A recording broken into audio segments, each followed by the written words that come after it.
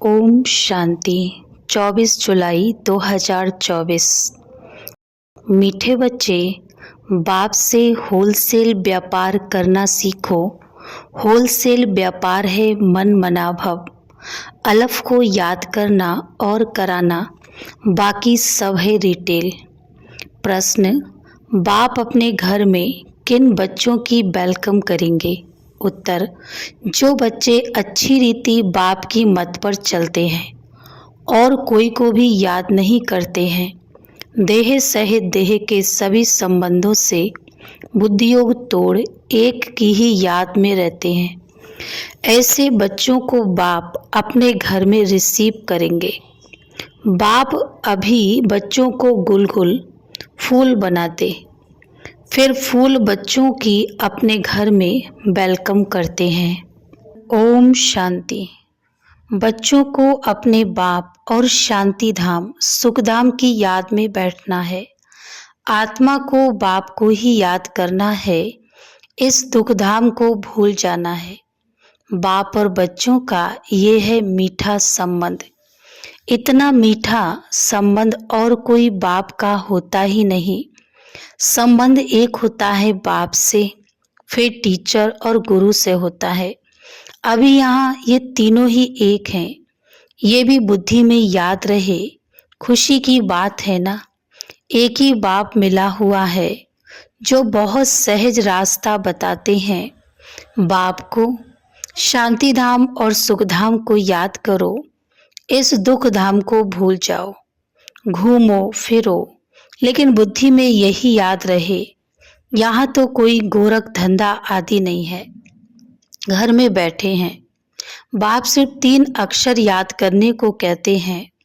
वास्तव में है एक अक्षर। बाप को याद करो। बाप को याद करने से सुख धाम और शांति धाम दोनों वर्ष से याद आ जाते हैं। देने वाला तो बाप ही है। याद करने से खुशी का पारा चढ़ेगा। तुम बच्चों की खुशी तो नामी ग्रामी है। बच्चों की बुद्धि में है बाबा हमको घर में फिर वेलकम करेंगे, रिसीव करेंगे, परंतु उनको जो अच्छी रीति बाप की मत पर चलेंगे और कोई को याद नहीं करेंगे। देह सहित देह के सर्व संबंधों से बुद्धि योग तोड़ मामेकम याद करना है। भक्ति मार्ग में तो तुमने बहुत सेवा की है, परंतु जाने का रास्ता मिलता ही नहीं। अभी बाप कितना सहज रास्ता बताते हैं। सिर्फ ये याद करो, बाप भी है, शिक्षक भी है, सृष्टि के आदि मध्य अंत का ज्ञान सुनाते हैं जो और कोई समझा न सके। बाप कहते हैं अब घर चलना है, फिर पहले पहले सतयुग में आएंगे। इस छीछी दुनिया से अब जाना है। भल यहाँ बैठे हैं, परंतु यहाँ से अब गए कि गए। बाप भी खुश होते हैं। तुम बच्चों ने बाप को इनवाइट किया है बहुत समय से, अब फिर बाप को रिसीव किया है। बाप कहते हैं मैं तुमको गुलगुल बनाकर फिर शांति धाम में रिसीव करूँगा, फिर तुम नंबरवार चले जाएंगे। कितना सहज है। ऐसे बाप को भूलना नहीं है। बात तो बहुत मीठी और सीधी है। एक बात अलफ को याद करो। भल डिटेल में समझाते हैं, फिर पिछाड़ी में कहते अलफ को याद करो, दूसरा न कोई। तुम जन्म जन्मांतर के आशिक हो एक मासूक के।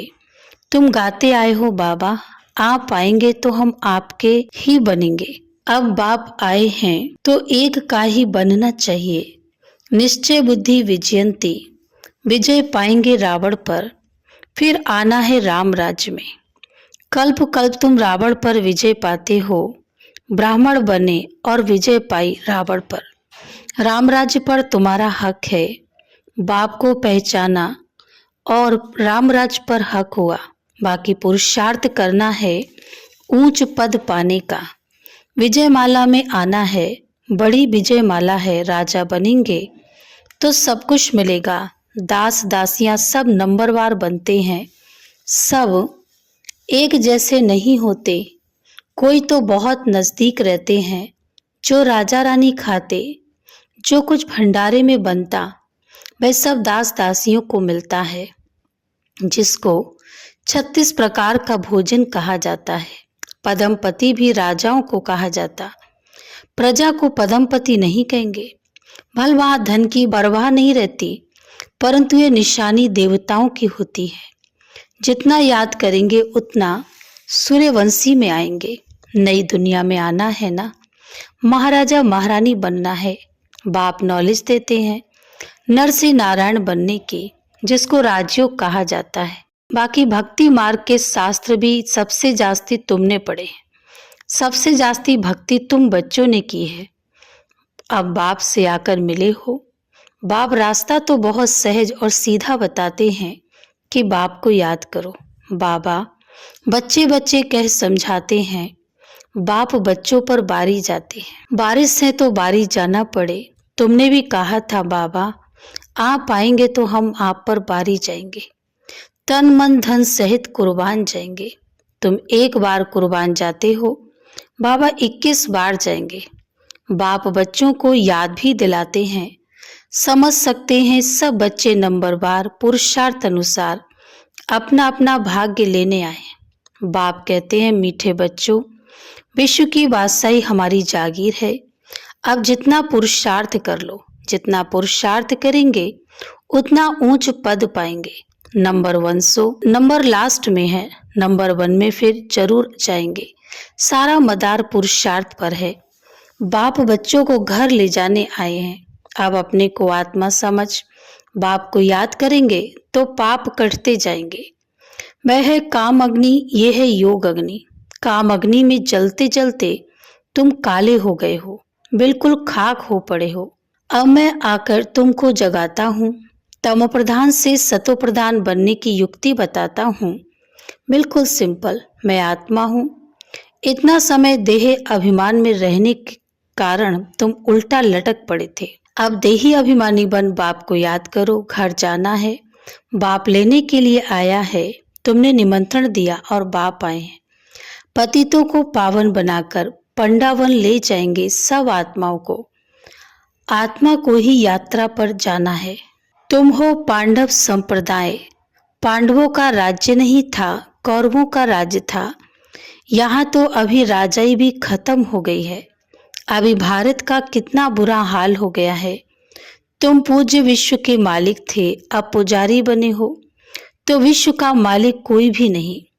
विश्व के मालिक सिर्फ देवी देवता ही बनते हैं। ये लोग कहते विश्व में शांति हो। तुम पूछो विश्व में शांति किसको कहते हो? विश्व में शांति कब हुई है? वर्ल्ड की हिस्ट्री ज्योग्राफी रिपीट होती रहती है, चक्र फिरता रहता है। बताओ विश्व में शांति कब हुई थी? तुम कौन सी शांति चाहते हो? कोई बता नहीं सकेंगे। बाप समझाते हैं विश्व में शांति तो स्वर्ग में थी, जिसको पैराडाइज कहते हैं। क्रिश्चियन लोग कहते हैं बरोबर, क्राइस्ट से 3000 बरस पहले पैराडाइज था। उन्हों की न पारस बुद्धि बनती ना फिर पत्थर बुद्धि बनती है। भारतवासी ही पारस बुद्धि और पत्थर बुद्धि बनते हैं। न्यू वर्ल्ड को हेवन कहा जाता, पुरानी को हेवन नहीं कहेंगे। बच्चों को बाप ने हेल और हेवन का राज समझाया है। ये है रिटेल। होलसेल में तो सिर्फ एक अक्षर कहते हैं, मामेकम याद करो। बाप से ही बेहद का वर्षा मिलता है। ये भी पुरानी बात है। 5000 बरस पहले भारत में स्वर्ग था। बाप बच्चों को सच्ची सच्ची कहानी बताते हैं। सत्यनारायण की कथा, तीसरी की कथा, अमर कथा मशहूर है। तुमको भी तीसरा नेत्र ज्ञान का मिलता है, उसको तीसरी की कथा कहा जाता है। वह तो भक्ति की पुस्तक बना दी। अब तुम बच्चों को सब बातें अच्छी रीति समझाई जाती हैं। रिटेल और होलसेल होता है ना, इतना ज्ञान सुनाते हैं जो सागर को स्याही बनाओ तो भी अंत ना आए। ये हुआ रिटेल। होलसेल में सिर्फ कहते हैं मन मना भव, अक्षर ही एक है, उसका अर्थ भी तुम समझते हो और कोई बता ना सके। बाप ने कोई संस्कृत में ज्ञान नहीं दिया है। वह तो जैसा राजा है वह अपनी भाषा चलाते हैं। अपनी भाषा तो एक हिंदी ही होगी, फिर संस्कृत क्यों सीखनी चाहिए? कितना पैसा खर्च करते हैं। तुम्हारे पास कोई भी आए उनको बोलो। बाप कहते हैं मुझे याद करो तो शांति धाम सुखधाम का वर्षा मिलेगा। ये समझना हो तो बैठकर समझो, बाकी हमारे पास और कोई बात नहीं है। बाप अलफ ही समझाते हैं, अलफ से ही वर्षा मिलता है। बाप को याद करो तो पाप नाश हो, फिर पवित्र वन शांति धाम में चले जाएंगे। कहते भी हैं शांति देवा, बाप ही शांति के सागर हैं, तो उनको ही याद करते हैं। बाप जो स्वर्ग स्थापन करते हैं वह तो यहाँ ही होता है, सूक्ष्म वतन में कुछ भी है नहीं। ये तो साक्षात्कार की बातें हैं। ऐसा फरिश्ता बनना है, बनना यहाँ ही है। फरिश्ता बनकर फिर घर चले जाएंगे। राजधानी का वर्षा बाप से मिलता है। शांति और सुख दोनों वर्षे मिलते हैं। बाप के सिवाय और कोई को सागर कह नहीं सकते। बाप जो ज्ञान का सागर है वही सर्व की सदगति कर सकते हैं।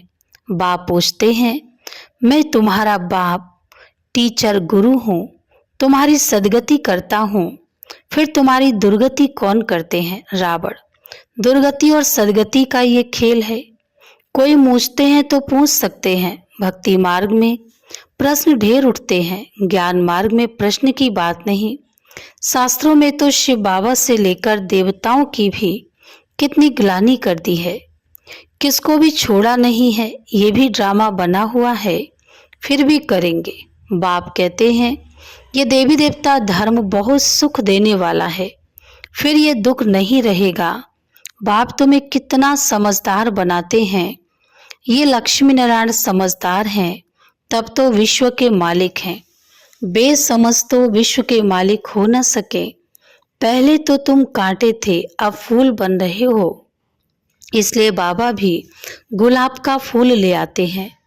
ऐसा फूल बनना है, खुद आकर फूलों का बगीचा बनाते।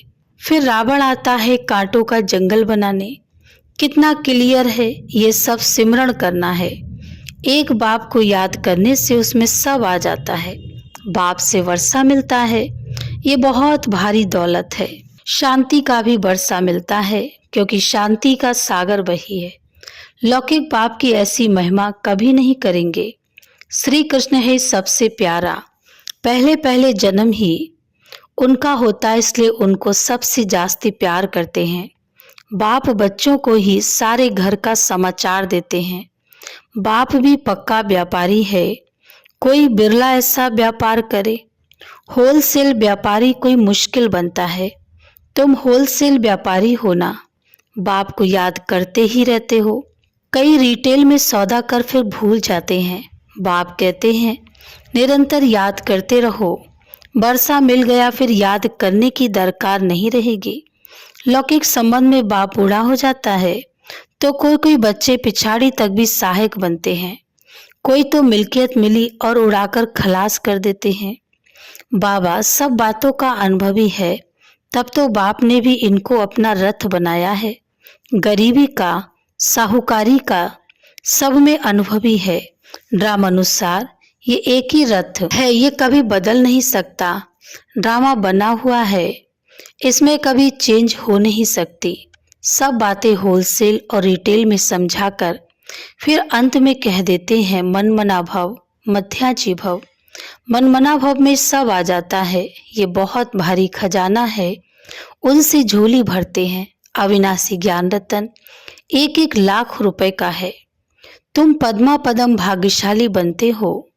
बाप तो खुशी ना खुशी दोनों से न्यारा है। साक्षी हो, ड्रामा देख रहे हैं। तुम पार्ट बजाते हो, मैं पार्ट बजाते भी साक्षी हूँ। जन्म मरण में नहीं आता हूँ, और तो कोई इनसे छूट नहीं सकता। मोक्ष मिल ना सके, ये अनादि बना बनाया ड्रामा है। ये भी वंडरफुल है। छोटी सी आत्मा में सारा पार्ट भरा हुआ है। ये अविनाशी ड्रामा कभी विनाश को नहीं पाता। अच्छा, मीठे मीठे सिक्के लदे बच्चों प्रति माता पिता बाप दादा का दिलवा जान सिखवा प्रेम से सर्विसेबल बच्चों को नंबरवार पुरुषार्थ अनुसार याद प्यार और गुड मॉर्निंग। रूहानी बाप की रूहानी बच्चों को नमस्ते। हम रूहानी बच्चों की रूहानी बाप दादा को याद, प्यार, गुड मॉर्निंग और नमस्ते। धारणा के लिए मुख्य सार नंबर 1, जैसे बाप बच्चों पर बारी जाते हैं, ऐसे तन मन धन सहित एक बार बाप पर पूरा कुर्बान जाकर 21 जन्मों का वर्षा लेना है। नंबर 2, बाप जो अविनाशी अनमोल खजाना देते हैं, उससे अपनी झोली सदा भरपूर रखनी है। सदा इसी नशे व खुशी में रहना है कि हम पद्मा पदम भाग्यशाली हैं। वरदान, ब्राह्मण जीवन की प्रॉपर्टी और पर्सनैलिटी का अनुभव करने और कराने वाली विशेष आत्मा भव। स्पष्टीकरण, बाप दादा सभी ब्राह्मण बच्चों को स्मृति दिलाते हैं कि ब्राह्मण बने अहो भाग्य, लेकिन ब्राह्मण जीवन का वर्षा प्रॉपर्टी संतुष्टता है और ब्राह्मण जीवन की पर्सनैलिटी प्रसन्नता है। इस अनुभव से कभी वंचित नहीं रहना। अधिकारी हो। जब दाता वरदाता खुली दिल से प्राप्तियों का खजाना दे रहे हैं तो उसे अनुभव में लाओ और औरों को भी अनुभवी बनाओ, तब कहेंगे विशेष आत्मा। स्लोगन, लास्ट समय का सोचने के बजाय लास्ट स्थिति का सोचो।